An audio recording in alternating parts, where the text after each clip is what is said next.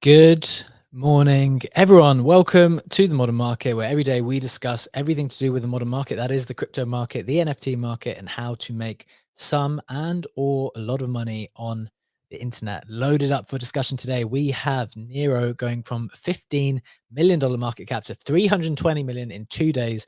Post Binance listing is up more than 100% in the last 24 hours. Shape announces $500,000 buying wall for art on Shape. Going to dive into very interesting movement that's going to be taking place on Shape, backed by a lot of money, it seems. And finally, the leading global algorithmic trading firm Wintermute creates an outcome market, its new US presidential election prediction market. We'll be diving into that in just a little bit. And we've also got the latest on price action on crypto and NFTs, and some discussion on a creator session I attended with Jen and Meow from Jupiter yesterday while I'm in Singapore, and some relative NFT valuations and what seems overpriced and underpriced. So stay tuned for that. Today, we've got Legendary in the co-host seat, and we are ready to get into it. But before we do that, just a reminder, friends, that nothing that we say here is financial advice, because unfortunately, we don't know anything for sure. And the market is very unpredictable, as it is risky. So please proceed with caution and exercise your own judgment. With that out of the way, Legendary, it is Wednesday. It is the 18th of September. How are you doing? GM doing quite well. We are midway through September, only 2 weeks away from October. So that is definitely very good for my mood. Also, we've been working on something quite big, I'd say, for the modern market, which will be able to see the light of the world very, very soon, that I'm extremely stoked about.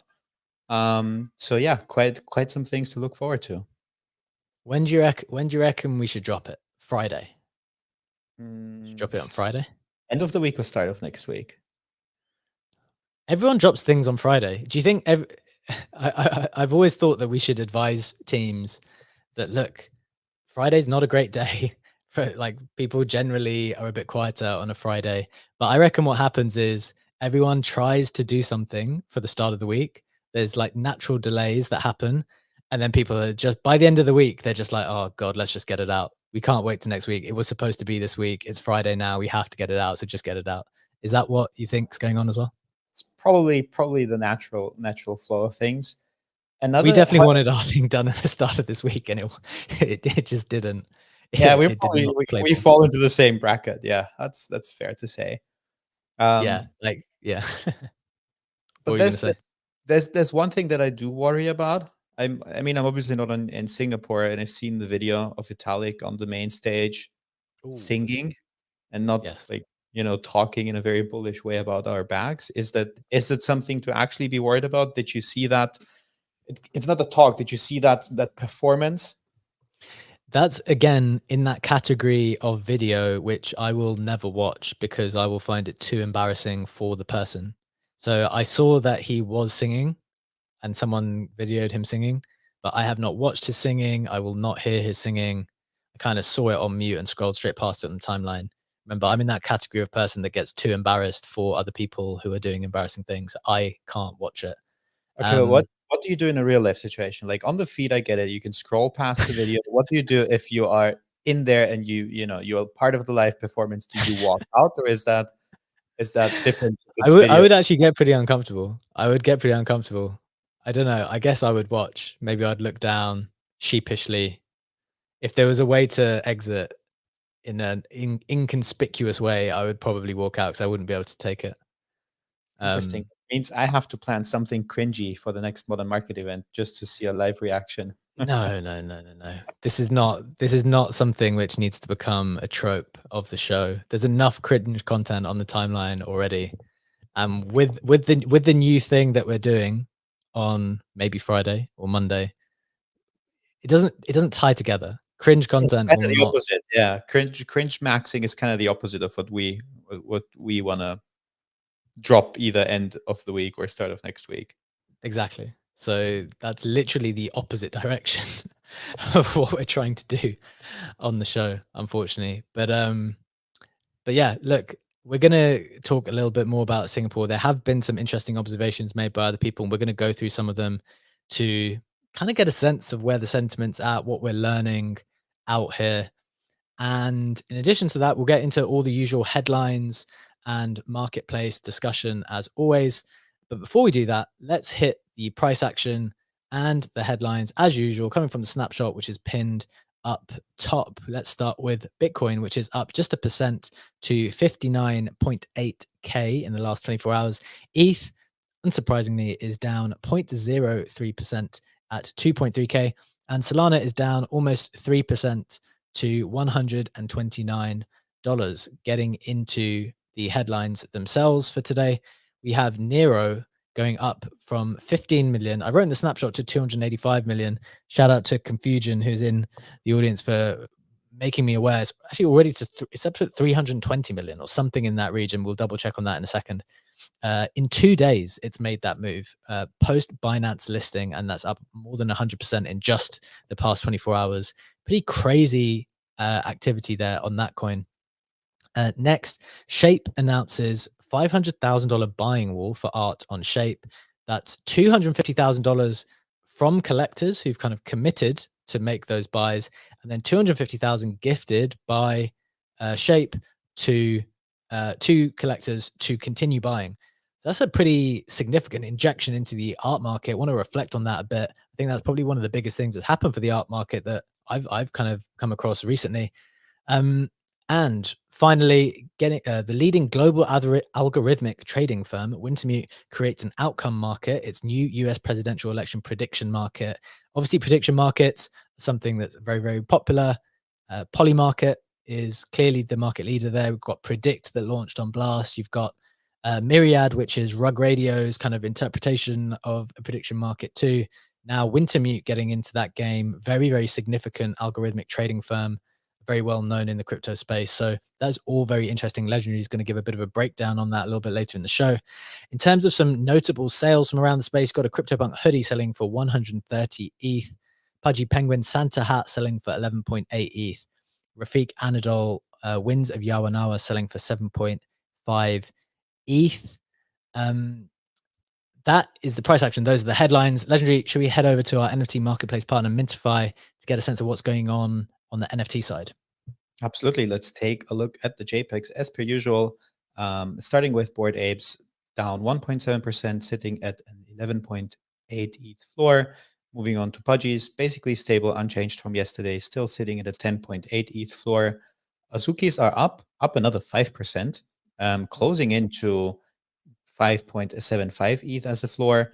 And that move has happened of almost 100 ETH, 99 ETH in volume over the last 24 hours. So that's some size that went into this market to move the Azukis closer to a 6 ETH floor.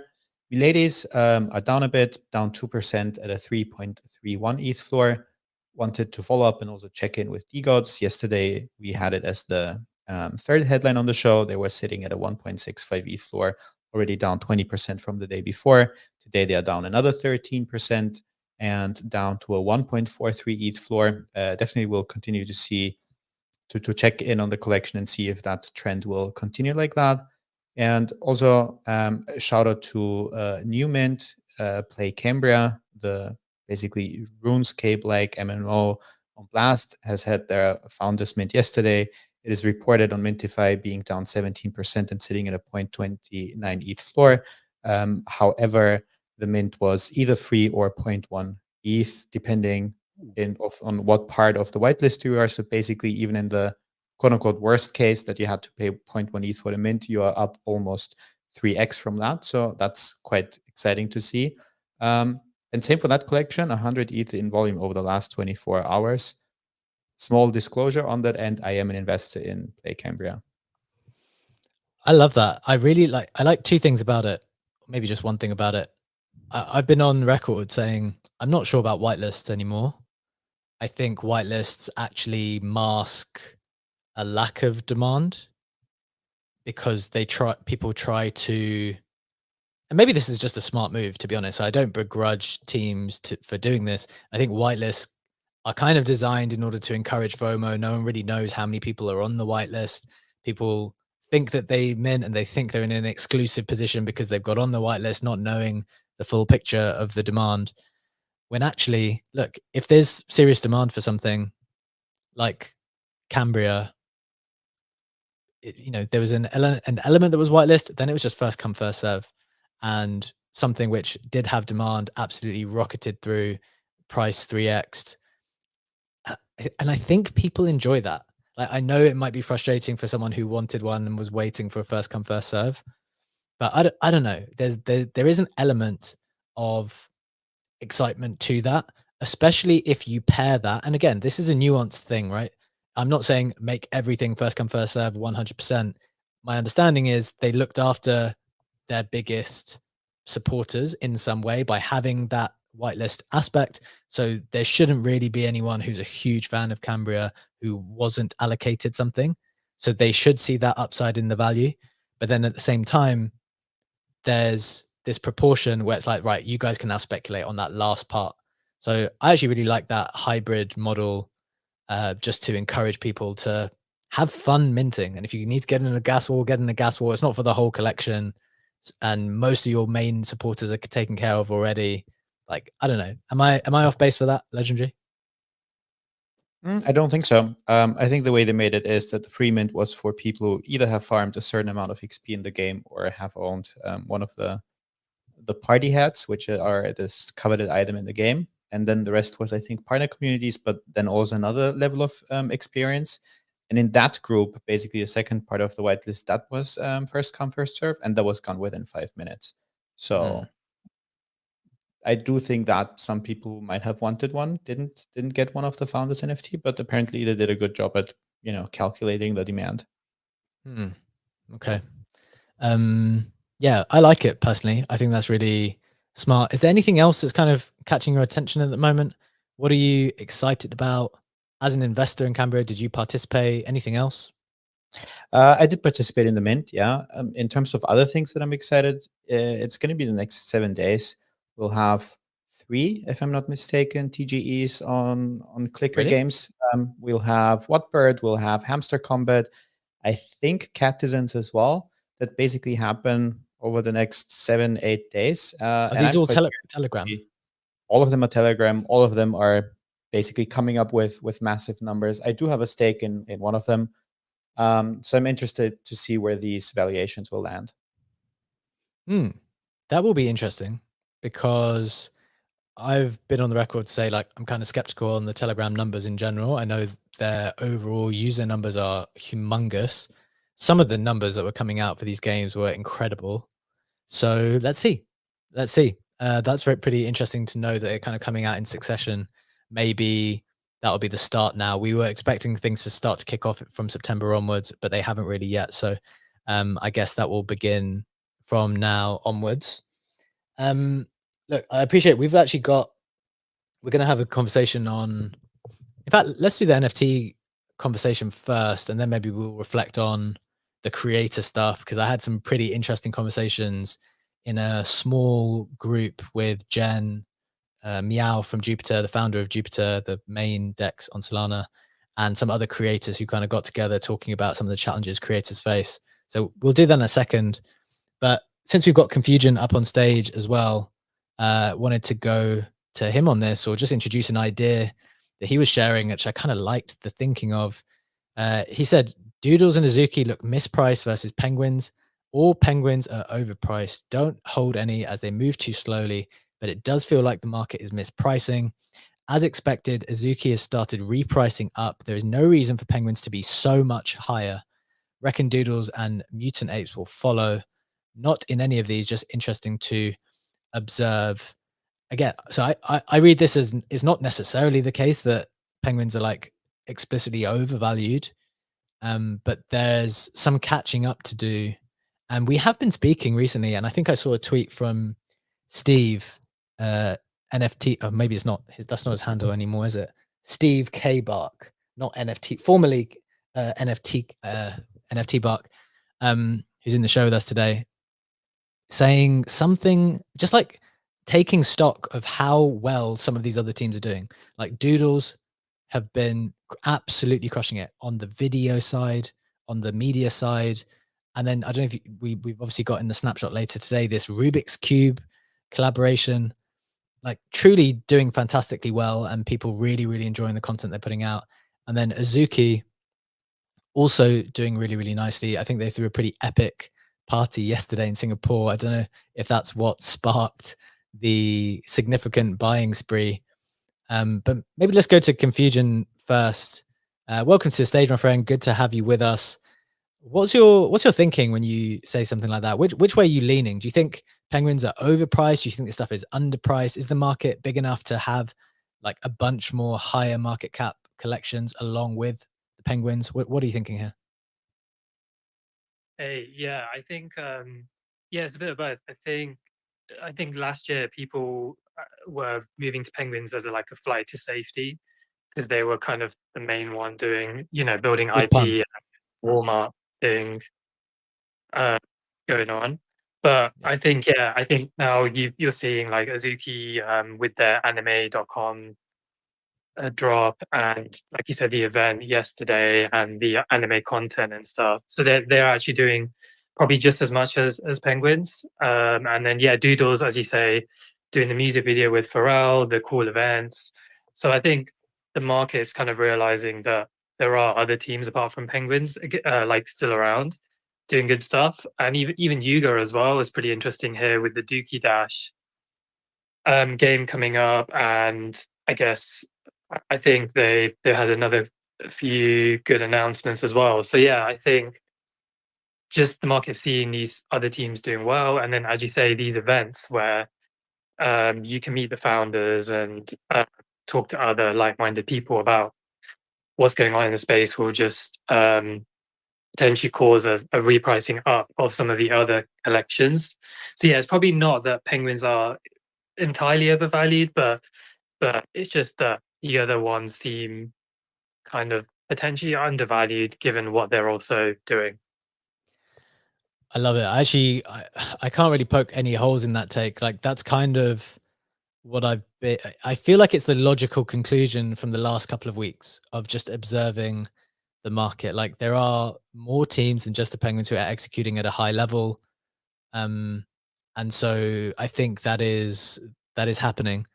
The other thing that I think that is helpful to this whole situation is that when you speak about meme coins as the NFTs of this cycle, but meme coins seem to have had a relative lull in the last few weeks, or at least kind of taking a breather versus their own behavior maybe a few months ago in the market. It feels like NFTs in general, for the amount of tension, the amount of um, passion that they inspire from people, was were incredibly undervalued versus meme coins. And I genuinely think, I mean, not that I necessarily took any action on it, but I think I almost called the bottom on that with that post that I keep bringing up that I wrote. I don't have it with me now, where I in a newsletter like 4 weeks ago I said like I really like NFTs versus meme coins at this particular point in time because to the extent that everything is worthless and everything just trades on attention, then NFTs were actually still looking pretty damn strong and were bottoming out in a way that was, memes were kind of feeling toppy, NFTs were feeling kind of low, and it just felt like there had to be some rebalancing even between those two baskets. There we go. Thank you, Legendary, for Bringing your proving that. receipts. Yeah, there's the receipts. What's the key? I haven't got that in front of me, Legendary. Is there any key take from that which I think has probably played out? Yeah, you said on the risk side, well, many consider meme coins more risky than NFTs. I don't think that's because of meme coins, but more because of individual behavior. Then talking about the uncapped upside potential of meme coins that kind of made people unhappy with just a 2x or 3x. And basically also connecting that to, where is it? Yes, to the volatility liquidity patterns and the formation of a bubble. And when that arrives, you can't ignore it. You should be friends with it and participate in that bubble. But also, that doesn't mean to throw all of your money into one meme coin. And final reflection was the important bit. where you said that you've noticed that more experienced crypto people either make too much money, get bored by seeing the same shit, or get too tired having to learn about another new thing to make more money on the new thing, and that you got to stay curious and follow that liquidity if you want to max win. And that also means, or can mean, that liquidity is moving back from a thing that has been trending, and that bubble is, well, getting bigger and getting closer to burst, to something that has been trending previously, or that more interest is flowing back to JPEGs, which seems to be the case. Yeah. Yeah, I think that, yeah, that's probably fair. I thought my post would have been clearer than that. Maybe there's another one as well.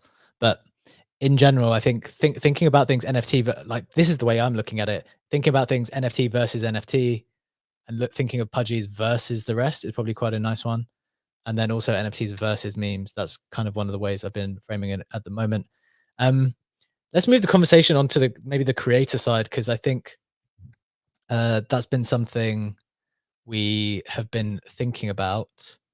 There's been like a bit of chatter over here in Singapore. It was kind of fun to attend. Not this tweet yet, Legendary. I'll come to that one in a second. But we attended like a small gathering of creators hosted by Jen and Meow from Jupiter. It was like the purpose of the conversation was to try to have an open chat about what is the purpose of content, what are the challenges we face as creators, what are the challenges when it comes to monetization, how do we think about things, what do protocols want from you, what do we find difficult, what do we find good, which I think is relevant to a lot of people as they continue to try to exist more on the internet and carve out niches for themselves and hopefully be able to monetize more of their activity here. And also from the business side of like understanding what the client wants. And it was an interesting conversation. I think one thing that kind of emerged from the protocol side was that, look, especially for the better protocols, they've got a lot of choice, right? They've got a lot of choice. And so there's a lot of people who would love to take their money, obviously, but that means that they're in a stronger position when it comes to selecting who. And the argument was made that, look, if you want to try to get your foot in the door with any of these bigger teams, this might not be the same with the smaller ones, but for the bigger teams, you have to be prepared to like do a bit more, maybe even work a little bit for free, maybe even spend time forming the relationships, forming the bonds, and prove yourself. And even if, and I think this is a humbling thing that not a lot of people really like to do that often, but I think it's probably a healthy thing to do every now and again, is to humble yourself, be like, look, I might be big, not even necessarily huge. Like I might be like big in my mind, or I've done really well the last 6 months, or maybe, you know, X company pays me. Why should Y company not pay me? But, you know, as you get bigger, I guess you also start looking at bigger clients as well. So just because you prove yourself to like one bracket of client doesn't necessarily mean you make the step up. And I think having the humility to maybe take a step back and say, well, do you know what? I now need to prove myself again. As I take this next step up, I need to prove myself again. Having that humility is probably a helpful thing to do. That was the argument that was made, which I think I agree with on some level. The part which I disagreed with was the idea that the main thing I disagreed with was the idea that we shouldn't insist on long-term relationships, which for people who have listened to me talk about how we structure our deals, we kind of talk about this quite often. 99 times out of 100, it is not permitted for someone to come on the show for a one-time thing. The only time we've ever done that was when we considered that Red Bull might have had a longer partnership with us, and they were Red Bull, and they were giving away like art to our community. So we thought, you know what? It's Red Bull. This is like a pretty huge thing for us. It's a pretty huge thing for the community as well. We will facilitate that on that one occasion. I'm pretty sure we haven't done anything ever again. And if anyone ever asks, we say, no, you cannot come onto the show for one time. And the reason for that is because we have this, you know, we're protective of our audience. We've built up the trust. So we just don't think someone should be allowed to come in just one time and kind of use the audience for their own good without like wanting to establish a longer relationship. That's my thinking on it. Whereas I think the argument being made was like, look, we need to have the intention to go long, but we need the flexibility to be able to opt out. And that should be the same for both parties. I think that was the position being put forward, which is like, look, you as the creator, you might need to step away for whatever reason. That would be fine. Equally, us as the protocol, if for whatever reason something changes, it's not working out, we should be able to just step away straight away. And when I was thinking about this, I really disagreed with that idea, because if you think about if you think about what happens when you come to that agreement and then say a protocol steps away. So like if you actually think this thing through to the reality of what would happen in that scenario, you take a deal, the team that you thought was going to go long term now cut you short. So that means you've opened the door to that type of arrangement. If another team does that, then the same thing happens. If another team does that, same thing happens. And then as this is happening, your audience start to get used to people just coming in for 1 or 2 times and not like respecting the audience. And I don't know, maybe I'm just like out on my own thing here when I talk about this, but like I just think it's very important to try to build a relationship with the people who you're trying to speak to and not come in from a completely self-serving perspective. It has to be a mutually beneficial relationship and not entirely self-serving. And I think the audience eventually will degrade over time, because the audience will naturally trust you less over time because you keep bringing people who only turn up once. So this is the thing, like when you get on a contractual level and you start to think about it contractually and take these things to their logical conclusions, like an audience will naturally degrade because they will decrease their trust in you because you would keep bringing them people who will not hang around for a long time. And that's the challenge that people face. And I appreciate, look, there might be creators listening in who think, well, look, we have to do that at some point in time. And I take your point. That's just one of the challenges that everyone faces. Obviously, long-term deals are probably better. Short-term deals might pay the bills every now and again. But there are obviously pros and cons from both scenarios. I feel pretty strong about it, trying to really, really insist on one type of way. And I basically was not convinced that I needed to change that from the conversations that were had. So, Legendary, be interested to hear your thoughts on this. Do you think, I know I've spoken for a bit, but do you think I'm out on a limb here?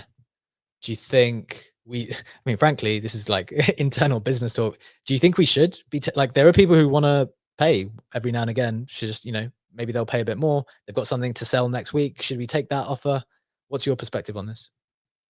I have a similar opinion. Maybe the difference being, let me phrase it like this. It depends on what you do as a creator. If you take a show like ours, if you take a show like Coffee with Captain, who have built an audience focused product, who've built a consistent thing that's on daily, that's been on for multiple hundred episodes, you have a product that you actually want to protect by wanting to also protect the audience by not doing this one-off deals and by having this long-term focus.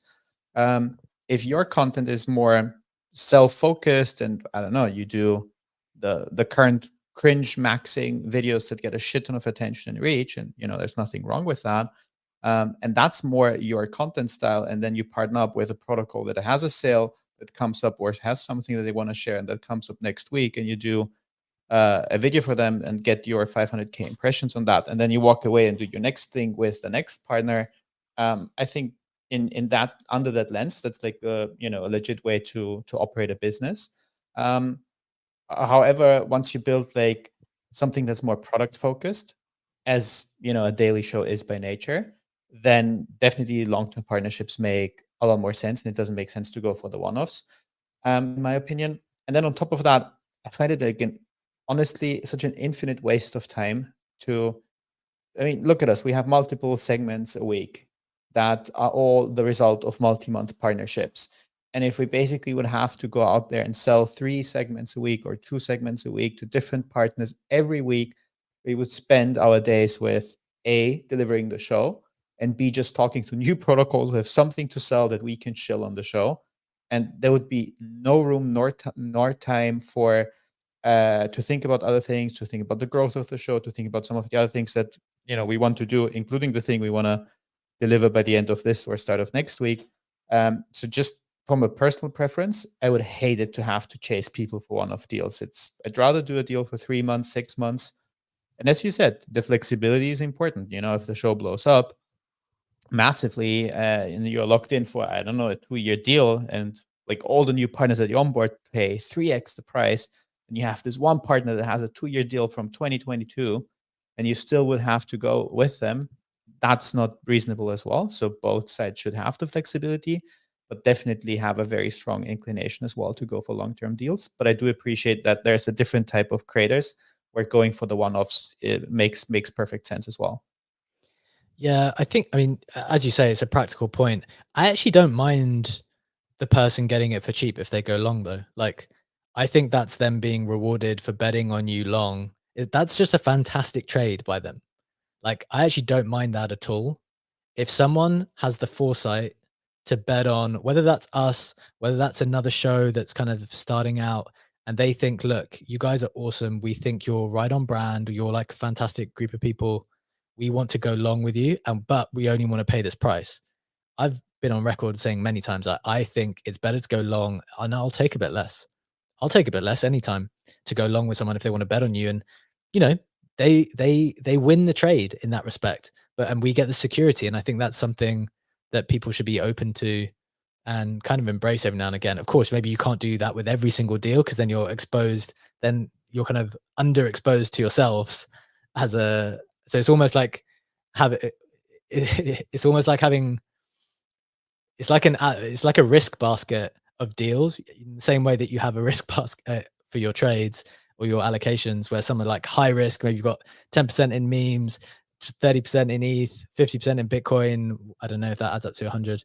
But in the same way, maybe you've got like 20% in long-term deals, 50% in medium-term deals, and then you've got like something on the shorter end that you try to keep space for to capitalize on. If you do blow up next week, maybe you can do something. You see what I mean?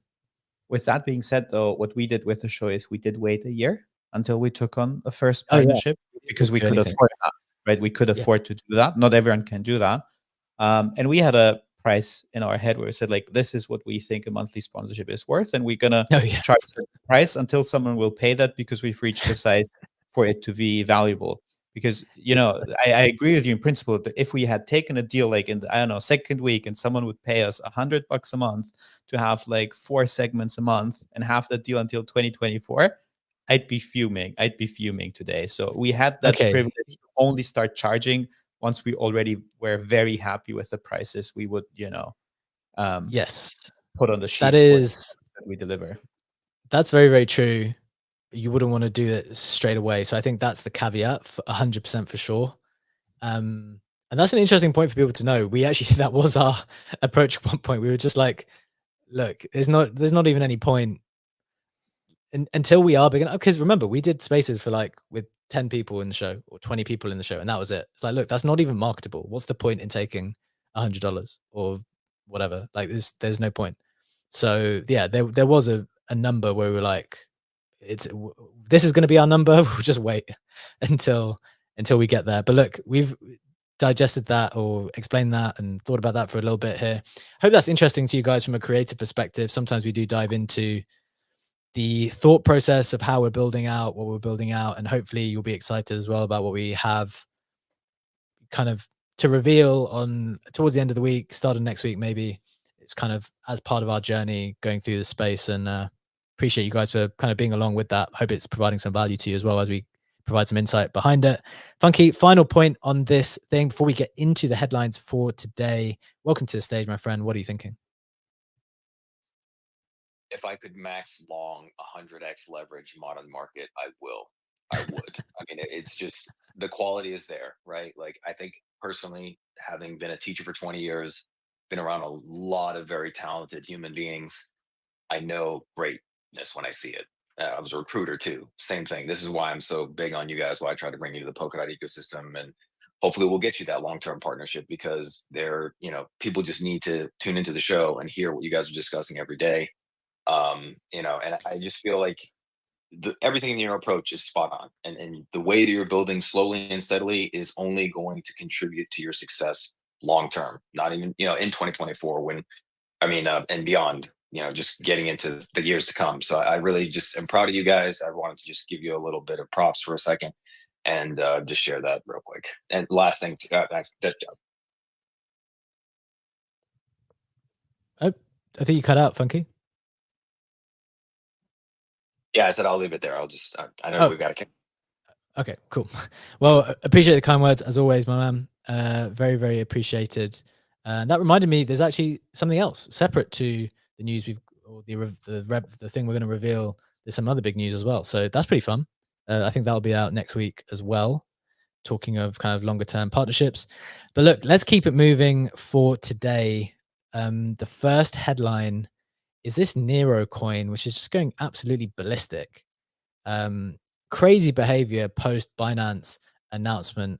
I know sometimes things pump on Binance announcements, but this has really gone to the next level. I know Confusion's, I think, got a bit more additional context here, but just from the price perspective, remember, we're sharing this on video. If you're watching in, we're live on YouTube, we're live on X video as well, if you prefer to be able to see these charts when we're talking about them.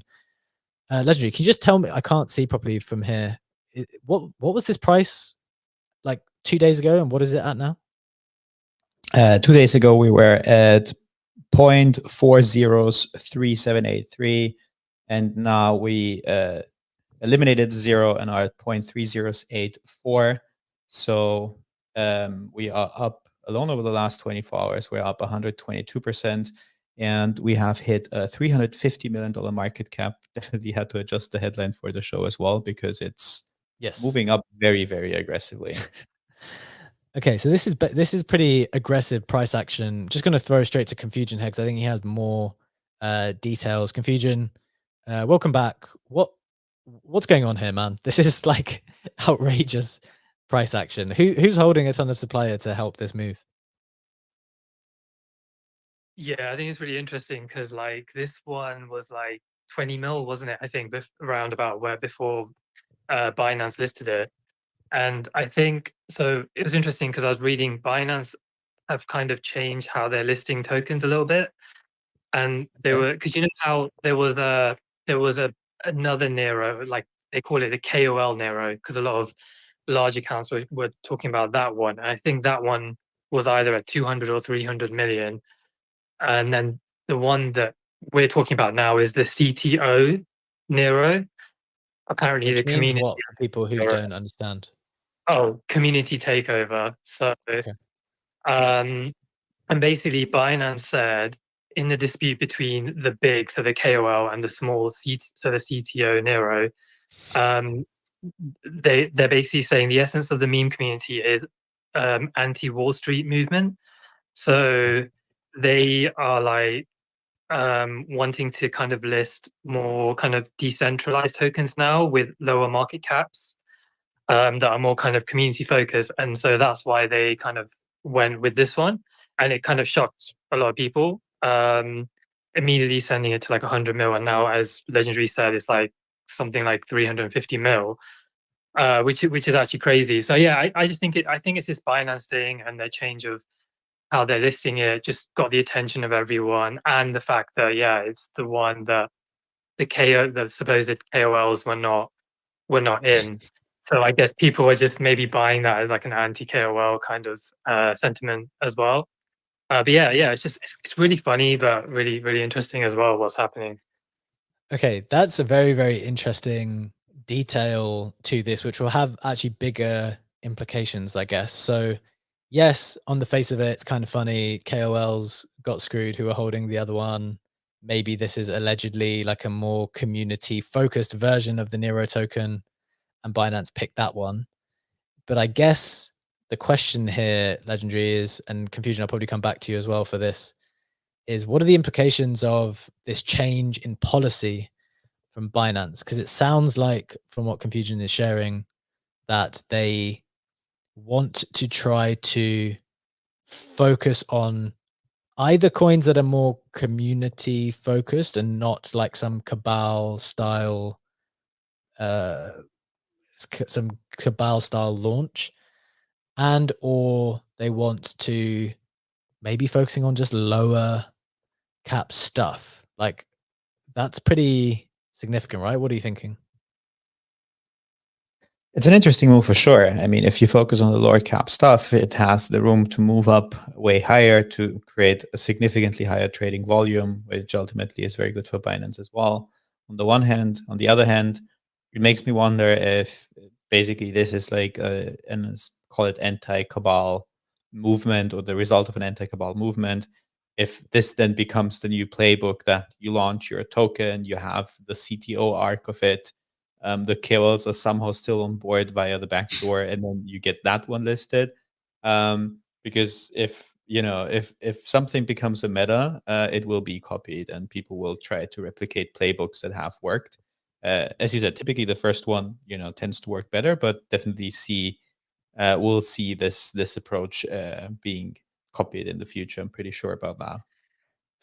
The thing is, I don't disagree with that at all. The main thing where my brain goes with this is like, this is just such an obviously dangerous direction to go in, where Binance takes on the, I mean, it's kind of funny that they think that they would be like, well, we decide these coins are like, in general, crypto is supposed to be anti Wall Street and anti whatever.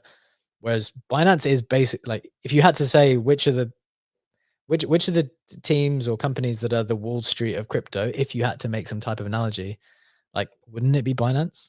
Like wouldn't they be one of the people that they're the cabal of the major centralized exchanges? So it's kind of funny that that would be the way that they frame it, and then they kind of take on all the power to then king make the coins that they want to make, right? It's just right. Instead of picking the coin that seems to be the more valuable one that the market is saying is the more valuable one, we're going to decide that actually this one is the more valuable one.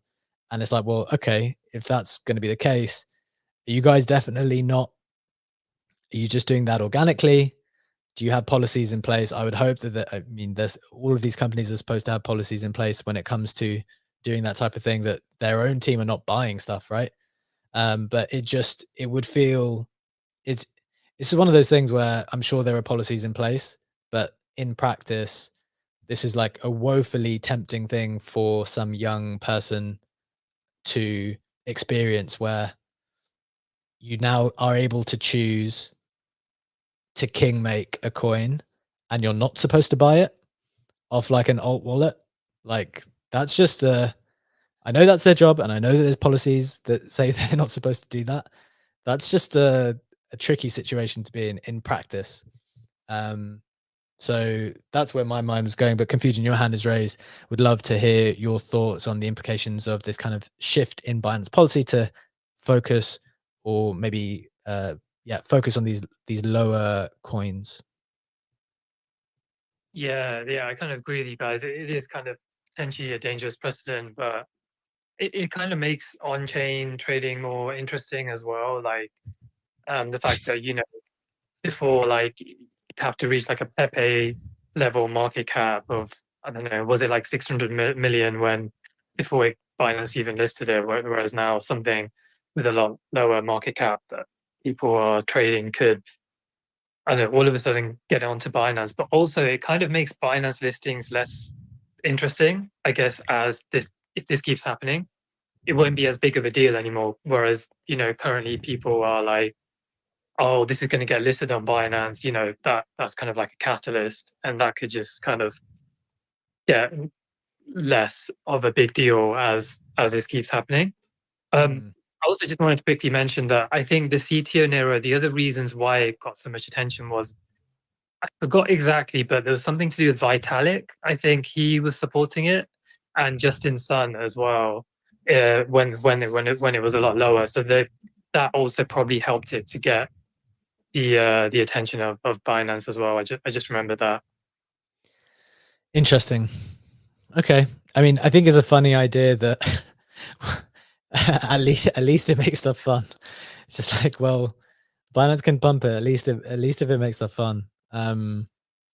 Yeah. Look, I think it's a very interesting move. I wonder, Confusion, if you have the document, like if they made a proper statement on this, it might be helpful to just check so we can like clarify some of that stuff. If you could send it over in the Twitter comments or in the YouTube comments or something, that'd be really helpful. So I can just give it a glance. I would like to update people on that as well. Otherwise, it will just be there for you to check in the Twitter comments, actually, because we probably need to move on now. So interesting stuff. Definitely one to monitor, because if it's going to do such crazy, if it's going to create such crazy activity like it has done, got to be aware of that. So let's keep it moving, though. We have a couple more headlines to get to today. We have 10 minutes left. Let's hit the Web3 roundup first, though, to get you up to with everything else that's happened in the past 24 hours. Number one, Jamie Dimon says JP Morgan Chase is probably one of the bigger users of the blockchain. If you actually dig into the details, though, he says it's kind of it's a technology thing, still doesn't like crypto, so don't get too excited about it. Next, almost $2 million of loans provided against 35 CryptoPunks at 9% APR. Cyrus reported on that, but was kind of skeptical that being a good deal for the lender, a bit risky in his opinion. USDC is now available in Brazil and Mexico via local bank transfers and the local real-time payment systems in Brazil and Mexico. USDC, keep having news about them every single week, expanding their footprint. Next, around 25 Azukis were swept in the last 24 hours after Azuki Singapore event. The floor was up around 5%. Remember, we talked about that a little bit earlier. In a few other pieces of news, Magic Eden launches a custom NFT launchpad with Mockaverse. That is a pretty interesting partnership between a significant marketplace and significant NFT project. Next, Doodles announces Rubik's Cube collaboration on Diamond Cube. This is pretty cool. I saw a funny tweet on this, which is like, I don't know why this needs to exist, but it's pretty cool and I'm excited about it. And that's, I guess that's the goal of IP, right? Like, you don't need to know why stuff's there. If you just think it's cool, it's cool. And then finally, on the art side, Roger Dickerman releases the first digital art market report to great acclaim. I saw lots of quality thinkers and crypto participants reading that report and being very positive about it. So if you are interested in that specific art market side, I'd recommend giving that a read too. Legendary, that is the Web3 roundup to get everyone up to with everything else that's happened in the past 24 hours. I think let's go to you now to maybe give us a bit of a breakdown on what's going on with I can't remember which headline it was, but one of the ones that you were going to prepare. Oh, the prediction market. Wintermute, the prediction market, yeah. Yeah, just a few minutes on this one, please. Absolutely. Wintermute is a trading firm, a market maker, a huge investor in the space. And just to get a bit an idea of the size and the volume that Wintermute is doing, respectively facilitating, question for you be, how much trading volume did they do over the last years cumulatively in billion US dollars? How many billions in trading volume did Wintermute do? In how many years? Basically, since inception. The chart goes from 2022, but already starts at a high figure. So it's more than the last 2 years, say the last 5-6 years, something like that, probably. Before that's 20 billion. Number 20 billion. Yes. Yeah, they did 5,000 billion in cumulative trading volume. So the volume that they are doing is absolutely insane. It's an absolutely gigantic number. Okay, well, that's a nice way to put this into context. These guys are not playing around. Obviously, this is like cumulative volume, so it's not. Yeah, but still, 5K bill is. Just I can't imagine a number of that size. It's absurdly high. So serious players. So what are they up to? These guys are getting into their own version of a prediction market called outcome market, which is pretty interesting because it does a couple things way different from Polymarket. First of all, it is accessible via ETH, via Base and Arbitrum. They're using Chaos Labs for the oracles. And the way that they do it is you don't go on Polymarket and you deposit USDC and take a bet on whether Trump or Harris will win. They do it permissionless. They do it with 2 tokens, Trump and Harris being the first one to start with, obviously feeding off that betting hype around the presidential election. And by doing that in this way, it allows for more liquidity, it allows for faster participation, more accurate pricing, but more interestingly, and this is something we talked about on the show when we kind of wanted to explore the future of prediction markets, you can just take the Trump token or the Harris token, depending on what side you're betting, and use that in a DeFi application. So you could potentially make a sizable bet on Harris, and if the odds on that are improving, you can use that to if a DeFi application will support that, to borrow against that, to potentially loop your bet and have a leveraged position, or to do something else with the capital that you unlocked. And it's also one of the points that they're highlighting in their announcement. And the cool thing is that it's basically native multi-chain. As I said, you can do it on ETH, Arbitrum, and Base. So you can come in via whatever L2 or mainnet that just best fits you, and then straight away go to use that token in a DeFi context and do whatever you please with that, which is a very fascinating evolution of prediction markets. It's something that Sammy exactly has covered in his trade, that we will have to move away from that order book model and have basically a tokenized betting slip. And the token is exactly that you can put to use in a different context and participate in the DeFi economy with. Interesting. So if I understand that correctly, I'm just going to do this quick clarification before we move. We don't have longer on this topic today. We want to hit the final headline. So our understanding is that the way that it is different to Polymarket, which has up to this point been the most popular decentralized kind of prediction market, is because that uses an order book model, whereas this model is like when you place your bet, you are holding your tokenized betting slip. That's the best way to kind of picture it. Is that right? Exactly. And if more people think that Harris wins, your Harris token will go up. If more people bet and think that Trump will win, your Trump token will go up in price. And you just buy the token, and the price of that versus the price of the other token reflects the betting odds, basically, and what the market is thinking. Interesting. Okay, well, look, we don't have more time to dive into that today. That's something I want to look into and just kind of understand that better. But thanks very much for that headline summary. I thought that was very helpful to get into this new type of prediction market by Wintermute, who are clearly very, very serious players in the crypto space, or something to be taken seriously, I think. Final headline for today, just got a few minutes to touch on this. This is from Shape, the L2. Remember we brought Han on, who was the founder, one part of 6529 Capital, not too long ago, kind of talking about, well, he joined us for the show, spoke about a variety of things, but also spoke specifically about what he thought was going wrong with L2s, what he thought he was going to do slightly differently.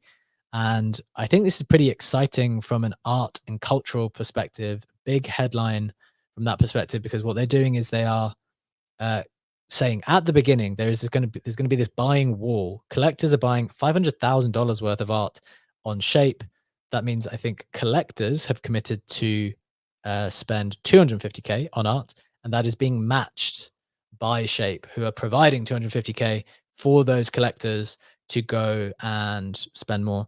And I think what's even more significant about it, apart from the headline number, is the type of people who are involved. So if I think some of the collectors are shared in the tweet below, which Legendary is sharing on screen. You got Defiance Works, who's a seriously OG collector. I've had a chat with him a couple of times. Seriously smart guy, big collector. You got Batsup, Yum, classic Batsup is like huge collector. Cosimo de Medici, Bob Lucas. Just OSF's involved on the collector side. Punk 6529. I would encourage people to have a look at the list. Like this seems like a pretty significant thing on the art side, which I think has maybe struggled to replicate the excitement that was felt in 2021. And I could foresee this collection of people all congregating in one particular place being something that people can get excited about, and trying to inject some excitement and maybe momentum into the art and cultural side of the NFT space. So I think that's pretty interesting. Wanted to bring that to people's attention. Legendary, just wanted to come to you for a quick thought on that before we wrap for today. Definitely an impactful way to bring some attention back to art. I think art has been struggling to stay top of mind in the current market environment that is, mostly driven by meme coins. And thus the volatility or the downside movement of certain collections, especially around the hype that we've seen in 2021, has maybe scared some people away. And I do feel like, having a massive buy wall is signaling a long-term conviction in the art market, and it's just sending a very positive signal. I think that's pretty cool. And the final point I'll make, a nice little bit of, I don't know if this is alpha or negative alpha, actually. But in Singapore, one of the things you mentioned just meme coins there, where people's attention have focused. You know how this thing happens where like a trend happens and then everyone in the world pivots, kind of like how everyone is trying to do a prediction market now. And in the end, everyone pivots to the same thing and then it gets completely saturated and you can't do anything because everyone's doing the same thing. And you probably would have been better just sticking to the thing that you're doing because that was the thing that made you unique. Something I've noticed here, being here for a couple of days, the number of people, given that I've met like a reasonable number of people, the number of people who are doing like wallets with meme coin trading, and the thesis is like to enable meme coins, to enable like to make it really fast for you to trade your meme coins. It's just like, damn, how are you all doing this? You've all done the thing. We've all pivoted. I can see at some point the same thing happening with prediction markets, to be completely honest with you. Everyone sees the headline thing as a really cool idea. Loads of people pivot in order to try to integrate it. Who knows? Could have been better just sticking with your gut instinct and the thing that probably would have made you unique, especially if everyone pivots away, probably opening up the lane for you to continue doing what you're doing. But that's a final reflection, something to keep an eye on. Guys, I hope that was an interesting show. As always, we do this every single day, Monday to Friday, 7 a.m. Eastern time for 1 hour. We're live on X. We are live on X video. We're live on YouTube. We publish to Spotify and Apple Podcasts as well. Have a wonderful day. Take care. We will see you again tomorrow. Bye-bye. Enjoy.